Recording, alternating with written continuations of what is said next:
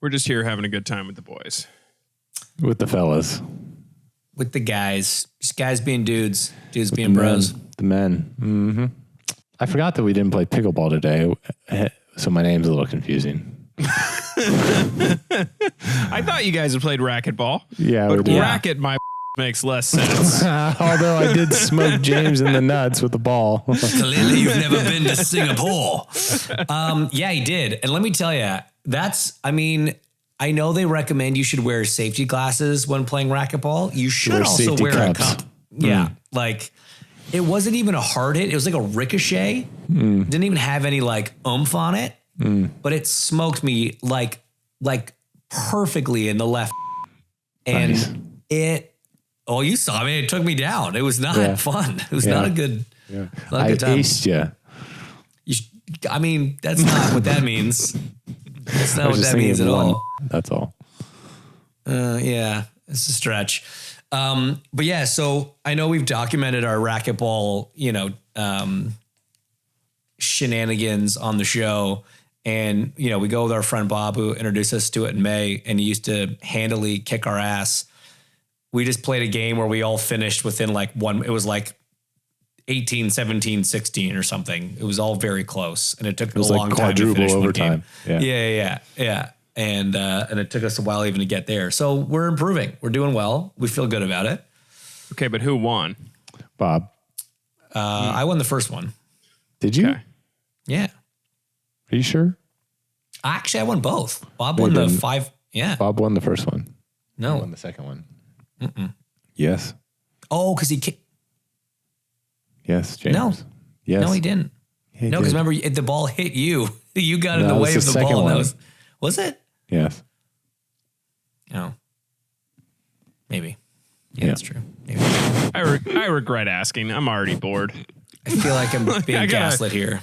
I have to pretend to be interested in one of these sports. I'm not going to add another one to it. What are the two? Yeah. I said one of the sports. Racing. I have to pretend to be interested in that. Yeah. Well, no, we insist that because the interest you show in racing is pathetic. So let's actually double down on racquetball and see if you can give a shit about that instead. Oh, actually, that might be better. If there's more chances of people getting hit in the nuts, then that actually does sound way more. It could be way more chances. More interesting.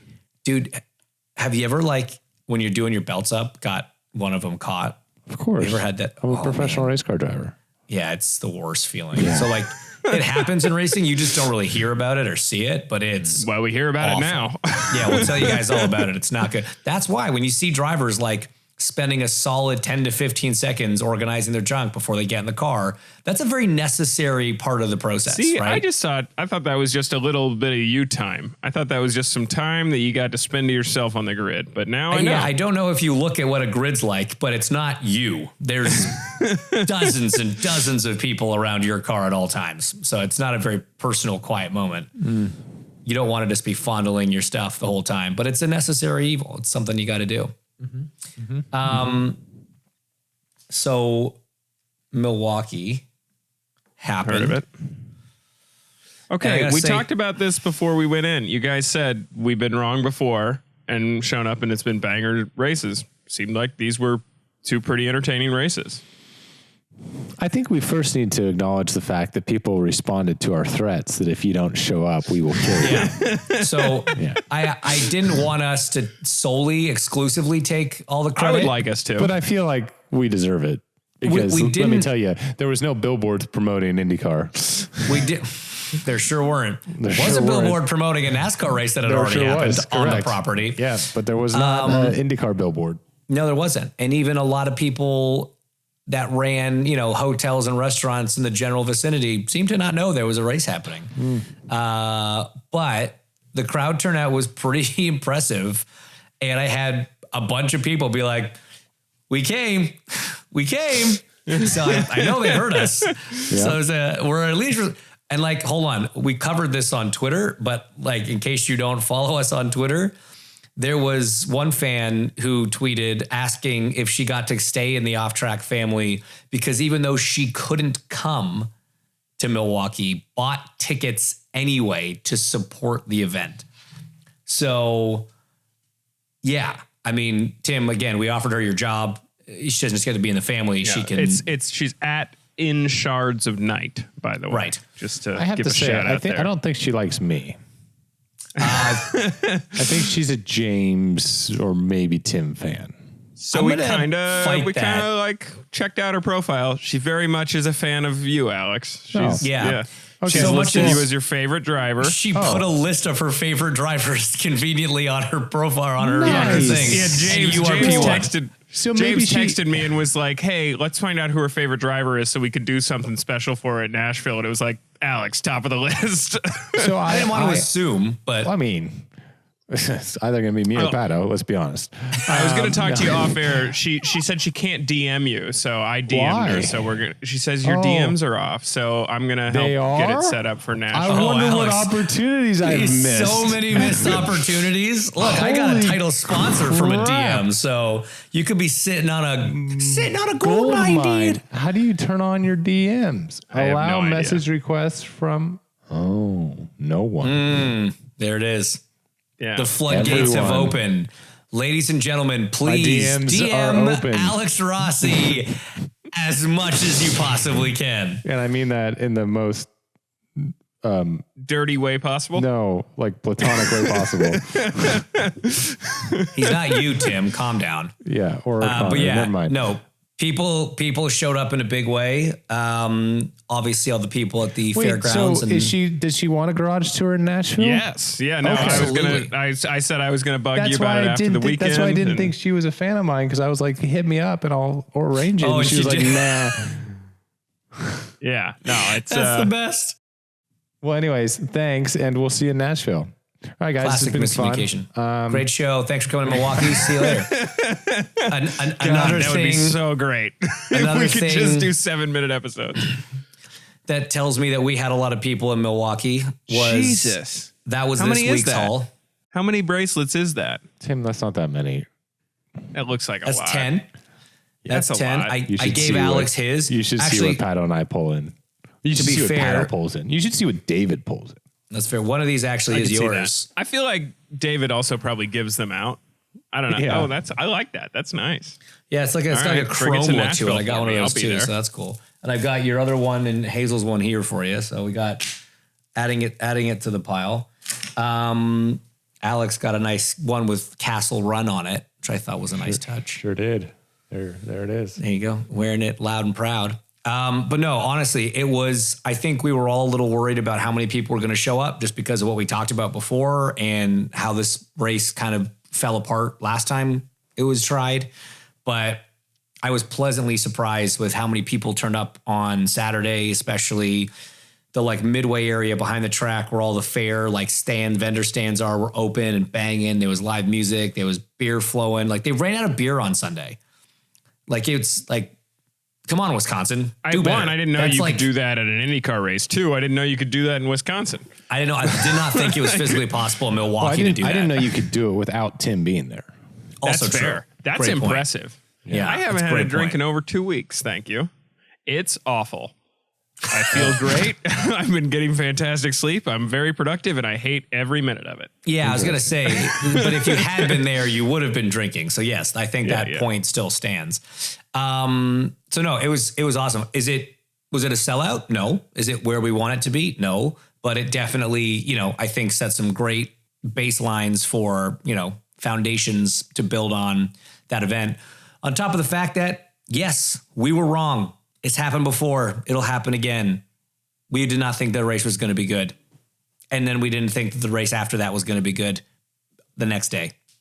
Both races were very good in different ways for different reasons, kind of, sort of, a little bit.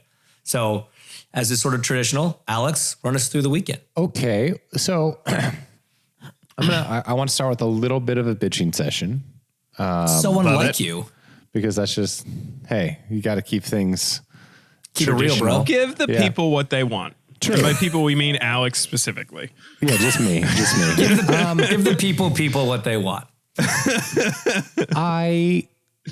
That's a shirt. We need a shirt that says that. I don't understand who schedules our events.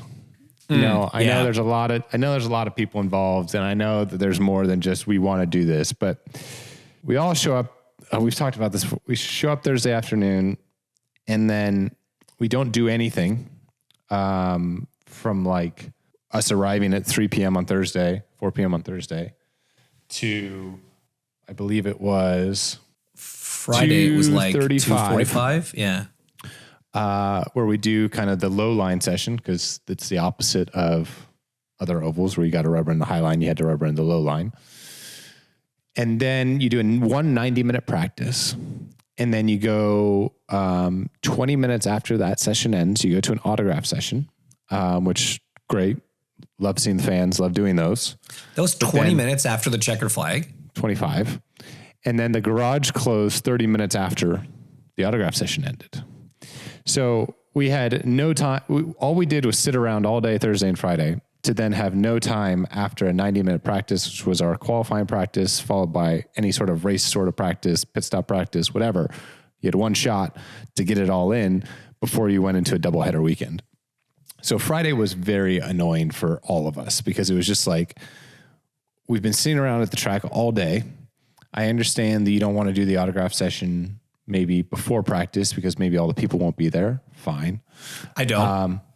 Okay. Well, get the people to show up earlier. Have it at noon if your thing's at 2:30. That's the argument they give us. But then just move practice up then. Like, why are we condensing all of this into such a small period of time when we're all at the track for 24 hours twiddling our thumbs? So that's my only complaint. We kind of have this weird schedule at a couple weekends. Nashville's going to be like that. So a little bit dumb. Anyways, practice for us was, well, let's do a little bit of foreshadowing. On the Thursday in our meeting, we knew that we weren't tire rich, let's call it. And we were debating between, running 3 or 4 sets in practice. We were really prioritizing qualifying because doubleheader weekend, 1 qualifying session. So lap 1, race 1, lap 2, race 2. And when we tested there as Aero McLaren, it was impossible. We did the whole mock hybrid simulation. We did the mock race. We did all those sort of things. It was impossible to follow a car. Lane 1 didn't exist. And it was leaving that. It was kind of a preview of what Iowa ended up being. And then we obviously had Gateway, which was a huge success and a little bit of a surprise for everyone, I think. And so IndyCar ended up bringing the Gateway tire to Milwaukee. And so in our head, we were like, well, this... So very different than the tire you test. Very different than the tire we tested on. The tire we tested on was the tire that we ended up going to Iowa with. So a very hard, a durable tire to help deal with the loads that Iowa was experiencing, right. To protect against failures and everything. And the race went from a traditional 4, maybe 5 stopper to a 2 stopper. Correct. So that was all of our knowledge of Milwaukee going into the event was that. Then there was this caveat that was like, well, if it's like St. Louis, it might be a little bit racy, but like the DEG at St. Louis, there wasn't really DEG at St. Louis. So it's like, yeah, the bottom line might come in and it might afford the option to do an extra stop in the race because you'll be able to come through the cars on newer tires, but there's no way it's going to be like Iowa of old.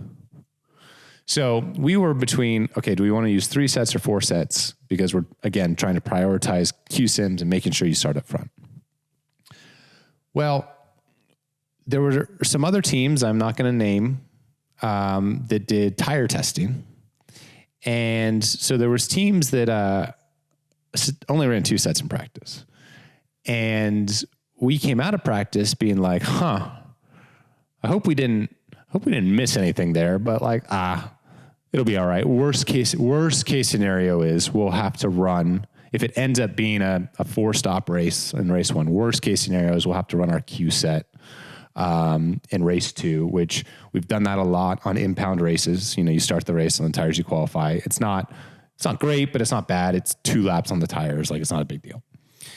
So anyways, So how many did you use in practice? Did you end up with 3 or 4? Almost used 4. Okay. But a lot of others used 2. Some used 3, but a lot of others used 2. One used 6, but let's not get into that. 1U6 because they really thought it was going to be. They really didn't get it. A qualifying. They missed the memo. Yeah. Yep. So, all right, let's go to race 1. Well, let's do qualifying. Qualifying was good for us, I guess. There was a pretty big gap to the Penske cars, but we qualified 4th and 6th. After penalties for race 1, we started 3rd. In order to be at all competitive around there, you had to just tolerate a pretty aggressive amount of oversteer because the way the radius of the corner is in turn 1, 2, and the way that you kind of have to apex on the newer tarmac, which is super low grip, induced a lot of understeer in the car. So the only way to like carry any sort of speed was to be free as hell. But we guessed that right. We didn't kind of overstep it. A lot of cars overstepped it and had big moments and big lifts and saves to not crash. So qualifying was a success. And we went into the race and we missed the balance a little bit to start. We kind of just shipped the car we had in qualifying and it was a little free. So it took us a little bit to dial that out, but regardless, it was still a very good day for us. We were kind of fighting 3rd, 4th, 5th all day. I think Pato was by far the class of the field in race 1. Like at one point he had like an 11-second lead on us in 2nd, 3rd, 4th. So he had kind of done a Texas earlier in the year and just checked out on everyone. Just really good in traffic and just strong. And, obviously he ended up winning. There was the late race yellow. So basically the penultimate stint, we tried to go long and do the overcut and catch a yellow. We got undercut. So we flipped to the other strategy and tried to undercut everyone, for the last stop. And that's when Colton's tire came off in pit lane. And so that yellow put us back in like 13th, which was unfortunate. It kind of put us you from were like 5th top to 13th. 5. Yeah. Put us from 5th to 13th. But then we ended up coming back through and finishing 7th. So it wasn't a bad day. Obviously an amazing day for the team. And it was just a awesome race. Like it was a lot of fun to be out there. It was a great show. No one was doing anything stupid. Like it was just good. So the DEG was high and it was very high. Yeah. Both lanes could work at various points of a stint. Yep. You had, I think because nobody knew what was going to happen, it was really hard to make a plan that was guaranteed to work. So a lot of people had different strategies. And what was fun about race 1 for us was like within the first 100 laps, you had people kind of on 4 different strategies. Like people who would pit under the first yellow, under the second yellow. Like there was all these different things going and nobody knew what was going to work. Sometimes the undercut worked really well. Other times the overcut worked really well. It just depended on your car, depended on your track position, where you came out, all that sort of stuff. So you kind of had people guessing to the end, and it was awesome to watch, and it looked like an absolute blast to be out there. No, it was one of the most fun IndyCar races. Well, no, I mean it was very comparable to Iowa, and what Iowa's always been.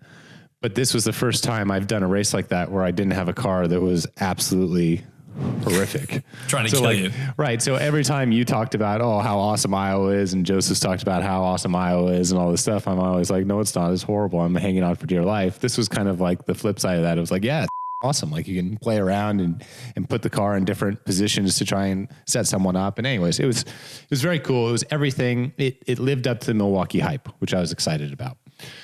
So fast forward to Sunday, because, I had talked about this last week. Race 2 is always a little bit more boring because everyone kind of dials their car in. You, in this case, the driver. Yes. Before we go to race 2, should we just touch on the monumental moment in race 1 that was the finish for Connor Daly? Sure. And just talk about. I love that he did the meme of 3rd place on the podium, just chugging champagne directly from the bottle. I don't think he meant to do that. I don't think he did it on purpose, but he did it. Yeah. No, it was awesome. He had to start right at the back, had a terrible practice, engine penalties, all this stuff, and passed like 11 cars in the first 2 laps to get kind of midfield, ran there a bunch of the day, got a yellow that helped him out. Fine, stayed out, did the overcut, it worked. put him out in like the top 6, 7 or something like that, and then drove his way up to a podium. It was really, really strong race. Great result for JHR, their best ever result, first podium. Only Connor's second podium in his career, first one in like 8 years. So yeah, would just be remiss without pointing out. And it was cool to see like how much of the paddock came up to say congrats and all the love on social media. Like obviously everybody loves CD and it's great to see him get a strong result. He was brought in to get that car into the leader circle. And I mean, that race alone, like when you're fighting in the high teens and low 20s, like the differential in points between 20th and 22nd is not very big. So you might beat the car that you're racing in for leader circle, but if you're 10 points behind them, it's hard to chip away 10 points when everyone's finishing in the 20s. You go chuck a podium in there, but I mean, boom, he's gone. So it's going to take a miracle for that car to fall out. So basically job done for him. He can go to Nashville with no pressure and have a good time and whatever. Okay. That was race one. Obviously Paddle won. Who was second?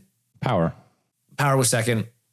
And obviously finished out of Pelot. So closed the championship gap down a little bit, which is obviously very important. So you had the leader circle battle at the back, championship battle at the front. Pelot did a good job. He hung on to another solid, result, but luckily Power was ahead.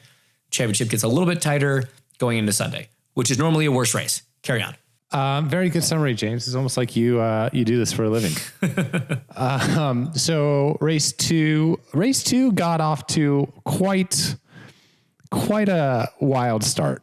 We don't really need to talk about my day yet. I'm a little confused. So in the past, we've had cars, stall leaving pit lane, and they got to wait for everyone to clear, and then they get refired, and then in a lap and a half, 2 laps, they kind of recycle their way back to their position, and all's good. No harm, no foul. Like, I don't have a problem with that.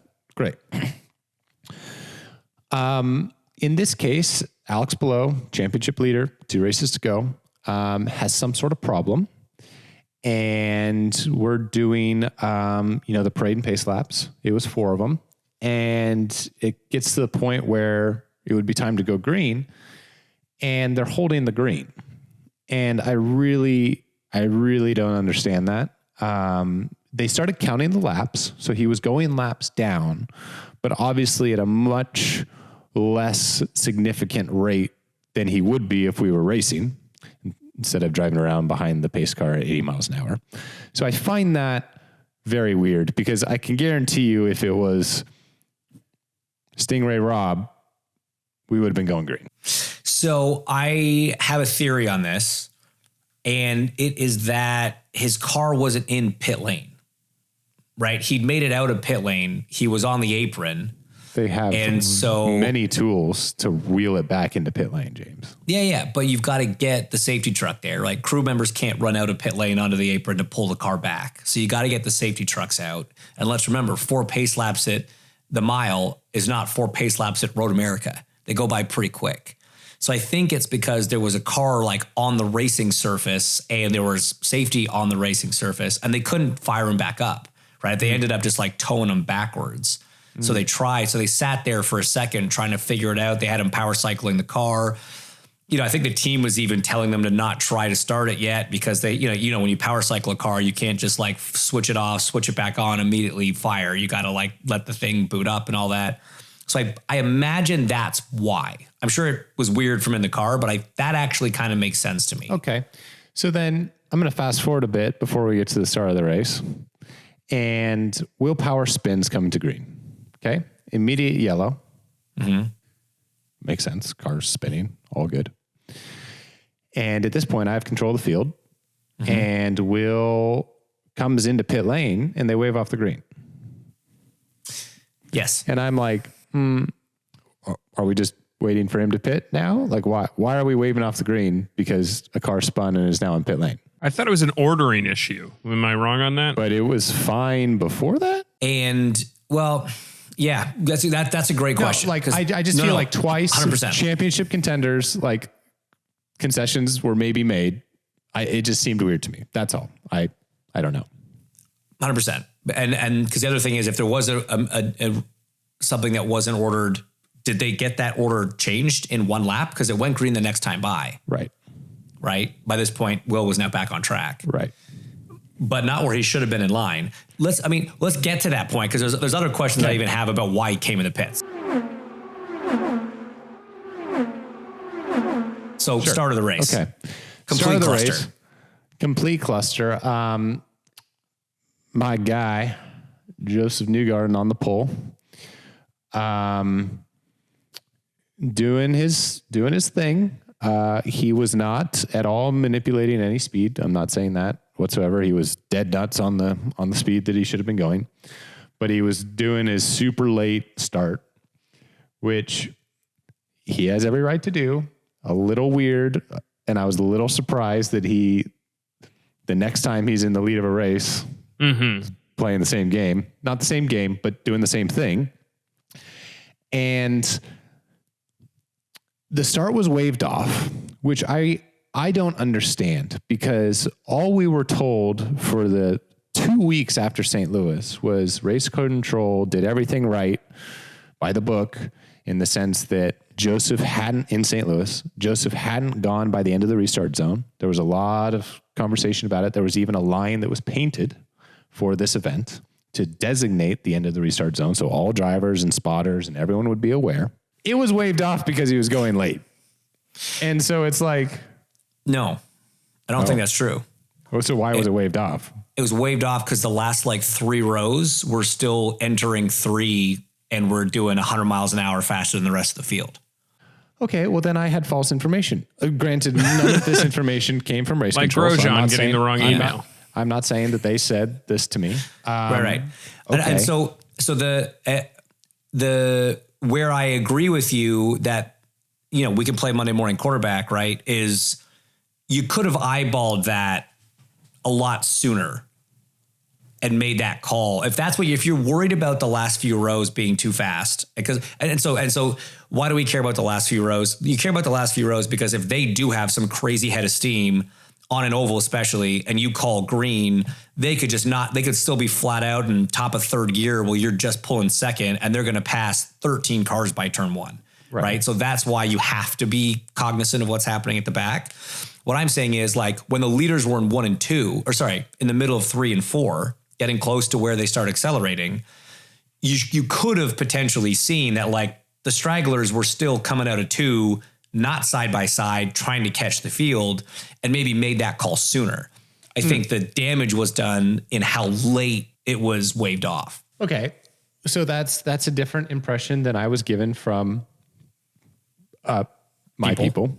But that's fine. It doesn't really matter because I don't think Joseph was doing, I'm not criticizing Joseph for saying he was doing anything against the rules. I was under the impression that he was going too late again and they didn't want to have an incident like Gateway. And so what ended up happening was, by trying to avoid the incident that happened in Gateway, the incident that happened in Gateway happened again. Right. But now we're 2 by 2, so it took out more cars. Right. So just wow. What a crazy start to the second race in Milwaukee. Pole sitter eliminated. The teammates hitting each other. 3rd and 5th place car gone. Championship leader not running. At this point, it's on a silver platter for Will, because now he is the de facto leader. Second. Scott's the de facto leader. McLaughlin took leader, yeah. And Pelot's 4 laps down. And then his car died again under that caution and ends up back in the garage, ends up 28 laps down. Right. So he's just got to basically circulate, and he's got himself an Astor Cup halfway through the door. There was a time during the race when Will took the lead and Pelot was 20-something laps down, where he was leaving Milwaukee leading the championship. By 3. By 4 at one point, because he was going to lead the most laps. It had potential to be 4. So it was, like you say, anywhere in the top 5, and that puts him in a beautiful range, right? Mm-hmm. Podium is money. You're talking going with a less than 10-point spread either direction going to the last race. It was not as straightforward a race as people thought it was going to be. It was certainly more straightforward than Saturday, but it's not like the magic formula for strategy came out and everybody just did the same thing. It was a lot closer, right? Like on Saturday, there was like a 40 something lap spread of people's first stops. And then on Sunday, I think you were on the early side. I think you kind of kicked it off. If you were the first, if not second, certainly the first of the top cars to come in, and within 2 laps, everybody had made their stops. So getting back to my day, the reason why we came in early is because back to 20 minutes ago, the worst case scenario did occur. Well, I thought had occurred in the sense that we used a bunch of tires and we had to use a used set in the race at some point, and that used set was our qualifying set. So my whole argument for starting on them was that if by some chance they were terrible and I had to pit on lap 25 or 30 and I was just bleeding time and all of this stuff, with how that race goes and with how powerful, new tires are and everything, I would have 200 and something laps to kind of recover if we went down a lap early or something. We had time to dig out. Whereas if we put them on towards the end, obviously time's going away. So we started on the used. Fortunately for me, all of these laps under yellow really minimized kind of my exposure on those tires. And they weren't that bad. I was able to go to lap 40, high 40s, I think. And it wasn't really until we caught traffic where the differentiation between having new and scuffed tires came on. And when we caught traffic, we were one of the first in, and that, as you said, kicked off the sequence because everyone knew how powerful the undercut was from race 1. So everyone then responds and covers and does that sort of thing. So for us, we were fighting for first, second, third kind of all day. I had a couple tough exchanges with lapped cars on out laps that were pretty hairy. Almost crashed twice in 3 with people coming in, and I was on the bottom, and they were trying to get in, and we made it work, but there was some sketchy moments. And really, the race for us was shaping up to be very straightforward until the last yellow. We were actually on the newest tires at that point when compared to me. McLaughlin hurt us, especially, and Dixon. And Colton was kind of like, he was going to be behind us in a couple laps because he was falling off pretty heavily, and it was kind of just picking the moment to pass him. And then the yellow came out, and the situation why that killed us was we were out of tires. We were completely out. We had used all the new sets. We had obviously already started on the scuffed qualifying set. And there was cars that either had saved in practice, which were Penske cars, Foyt cars, or there was cars. Well, no, there was Andretti cars that didn't finish race 1. So they had tires. Great point. And that's the bed that we made. So I had to do a restart against new tires or 2 lap scuffed qualifying tires on tires that had almost 50 laps on them. Right. So and that's it was like a stint. Like on Sunday, everyone was like, okay, it's a 4-stop race, 50 lap stints. I put on tires. I put on race 1 tires because that's all we had. Right. And great. We went backwards very, very quickly. And that was really disappointing because I'm not saying that we would have won. I am saying we would have been on the podium without a question. Yeah. And to then finish 6th just because of a scenario that at the beginning of the weekend was pretty far-fetched to have happened. It's just like, me, that sucks. Yeah. But regardless, it was a better day than Will had.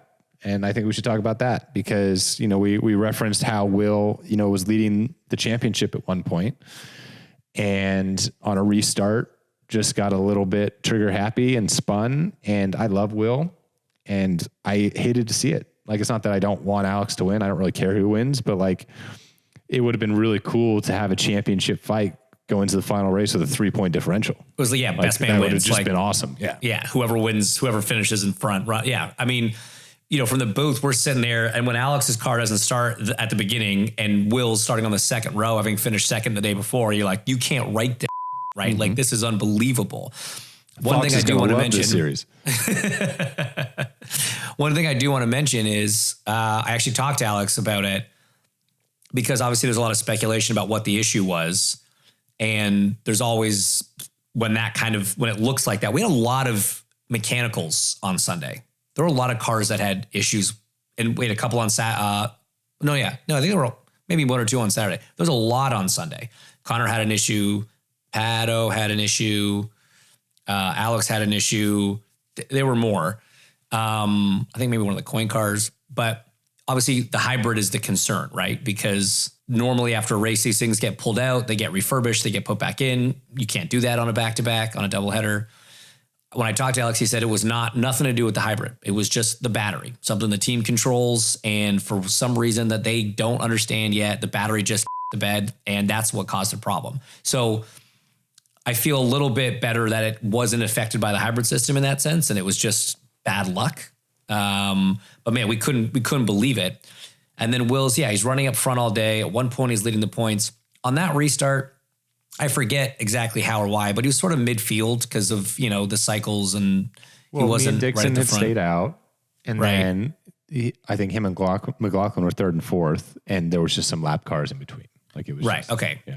And then, man, I mean, when was the last time you saw somebody just straight spin on a restart? I saw Joseph straight spin by himself in St. Louis, caused his own yellow, set him up to win. Coming off a two. Whatever. Yeah, that's different though. Like a lot of people spin coming off a two. Just on accelerate. I mean, here's the thing. It's easy to do. A lot of guys get squirrely. Like it's so, the way the cars are set up, everything asymmetric, and he was still in the middle of the corner, slamming on the gas. I do give him some credit for being able to spin in that situation and not like damage the car, because when he spun, he was pedaling the throttle so aggressively to like keep it pitching it the right way, locked it up at the right time, unlocked the brakes at the right time. He brushed the wall with the nose square and then bounced off it, kept turning, bump started the engine and kept going. No, it was amazing. Unreal. It was unreal. Now, what I don't understand is, so he had to come in, so caution flies, as it should. He comes in to get tires because I imagine he flat spotted those ones. Goes back out, and then while they're coming to green on the back straight, the team calls him in to change the wing. I don't think he hit the wing. Like, when he did the tire stop, one of his crew guys kind of, gave the wing a good tug, didn't seem to flex any more than normal. The call to come in and change it seemed very bizarre. On the initial start that went haywire, Pato ended up drilling one of the Ganassi cars and like getting around him, but the front wing took a big hit. Thing was fine. Like those things are pretty robust. And I did not think that the main plane looked damaged. Obviously they've got sensors that we don't, but that's kind of what made it bad for him, because he came in, then there was that sort of questionable call off of the restart. They had a slow stop. It wasn't a quick wing change by IndyCar standards. And he ended up losing 2 laps or whatever. And then it was just, basically kind of like Pelot waiting for attrition and cars to fall out. Yellows to try to get his laps back and try to make some moves. And I think he ended up 10th or whatever. So he still closed the gap and still finished ahead of Pelot. But certainly nowhere near as much as it could have been going into the last race. And you got to feel for Alex too, man, right? Like something silly like that happens, and then you're spending the whole day 28 laps down just trying to not hit anything or get in the way. But here's what's wild. And I do not want this to come across negatively, because it's not, because he's done things the past 4 years that no one has done below. But man, is he lucky? Dude, is he lucky? Like, there's got to be a deal with the devil somewhere there. The fact that he avoided the Ericsson Newgarden crash was it took like the third replay before we noticed that he goes steaming in there, gets on the brakes, full opposite lock. Oh my God. The fact he doesn't spin into them. Doesn't hit. Unbelievable. Finishes 5th. Unbelievable. And again, that wouldn't have been his fault. Like that would have been you just caught up in someone else's incident. Nope. Didn't happen. The Gateway restart one, he missed it by fractions of an inch. Like he's had some serious close calls that could have ended a lot worse. I totally get that. But yes, it all evens out over a season, as they say. I don't think so. Yeah, I mean, he's still net up. Yeah, don't get me wrong. He's still net up. Because like I feel like if anyone else's car doesn't start, the guy you're fighting certainly doesn't spin on a restart by himself. Yeah, great point. So Scotty Mac runs away with it at the end. Dixon got up to second, and Colton came home third. Couple noteworthy things about the weekend, though. Saturday was Dixon's 400th career start in IndyCar. Do you want to know something cool? Sure. It was Dixon's 400th. Will's 300th. And Joseph's 200th. And I think there was two guys who it was like their 50th. I think Kirkwood. That's not that cool. No, yeah, it's fair. But yeah, 432. And then on Sunday with the podium, Dixon ends up passing Mario for most career all-time podiums. And if he keeps his current streak going, I mean, he's already had the most consecutive. So it's a lot of weird things that kind of all coincided. So the only reason, so his consecutive race streak is something like 336 or 338 or something. He's P1 in that category. He's only missed one race. It was Milwaukee, 2004 or something, because he crashed two cars in practice and qualifying, and Chip told him to go home, and he just literally didn't race. Wasn't a great year for the team. So that's the only reason why his streak isn't 400 now. And I think by math's correct, somebody said by like the Indy 500 next year, he will pass Mario for the most starts all time in IndyCar at like 407 or 408 or something. So pretty big weekend for Dix, which was pretty cool. And that was Milwaukee. It was a blast. It was great. The fans were great. And the fans are super knowledgeable too. Here's one thing this is an opinion, and I'd be interested if you kind of notice the same thing, Alex. A lot of the fans I talked to, they were fans, like they were race fans. There was a ton of merch being worn. People knew they knew their drivers, they knew their stuff. And a lot of them weren't from Milwaukee. I think I kind of mentioned that before. So I think there's still a huge untapped market of locals that weren't promoted to the right way necessarily, or they didn't have the budget to do it or whatever. So people came from out of town to see this race. And I love that. But again, I think we can fill those stands if we hit the local market hard, and we'll see. But yeah, huge success all the way around. Was happy to be back at the mile. I'm glad that it raced well and that it lived up to all the things I've told you that it was like back in the day, and it wasn't just some dog follow the leader kind of thing. Well, let's talk about Nashville, because every time we've talked, it's ended up being really good. So Nashville's going to suck. Don't get used Nashville's to this, going to be guys. the worst. No. Yeah. I mean, we fluked 3 times in a row, which is a pretty common thing to do. Yeah. Yeah, you guys you really Thimmed it. Yeah. Big time. So yeah, don't come, and it's going to be a garbage race. Please come. And you must come. No, we got to tell him to come still. We told him to come. That part was successful. Yeah, come see my employment swan song, because hey, Alex is checkered flag in Nashville. Yeah, that's true. You and I are both gainfully unemployed. Oh, relax. And it may be the last time you see us. So if you ever want to see us in person, this might be the last chance. No, but please do come. Should be fun. Alex, did you catch the F1 race or anything about it? I did. Ferrari wins at Monza again, which is just super cool. Amazing. So cool. And Charles pulled a George and made his tires last forever. McLaren, I still have a couple of weeks left, so I'm not going to comment on it. But I'll just say there are 3 certainties in life: death, taxes, and Lando Norris not leading after lap 1. Yeah, that's fair. On that note, that's a fact. Yeah, he nailed a start. He led out of turn 1, but then into turn 4, his teammate pulled off. Ridiculous. It was a ridiculous pass. Very impressive. Mm-hmm. On the outside of that chicane, brings up a lot of questions about team orders and the team prioritizing winning a driver's championship. I'll comment. I think it's pretty safe to say the Constructors' Championship is going their way, because Red Bull's not performing. So if Max isn't winning, Checo being half a second off Max is almost irrelevant, because Max isn't carrying any points, meaningfully anyway at the moment. So I think the Constructors' Championship's going McLaren's way. I will say Ferrari has a shot still. Yeah, McLaren's just been on such a roll, and they've gone to 100%. 2 very different tracks in a row and been very, very quick. And I know I've stressed this before, but did you ever imagine we'd be in this position? No, I mean, I would have bet, maybe not on manufacturers. I would have bet a significant amount of money on Max winning the Drivers' Championship at the start of the year. And look, it's not done. And if McLaren don't start prioritizing Lando, it might not happen.